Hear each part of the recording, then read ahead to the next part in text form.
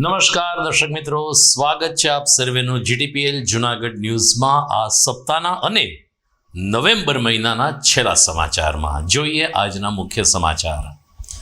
ગિરનાર જંગલમાં ચીતલ પ્લાસ્ટિક ખાતું હોવાનો વિડીયો વાયરલ થતાં વન ખાતું એક્શનમાં.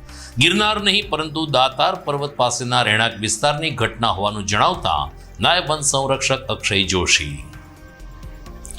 જુનાગઢ મેડિકલ કોલેજમાં એન્ટી રેગિંગ કમિટીની બેઠક મળી. ગુજરાત સહિત 12ના રાજ્યોના વિદ્યાર્થીઓ નિર્ભીક રીતે અભ્યાસ કરી શકે તે માટે રેગિંગની કોઈ ઘટના નહીં ઘટવાની આશા વ્યક્ત કરતા મેડિકલ ડીન.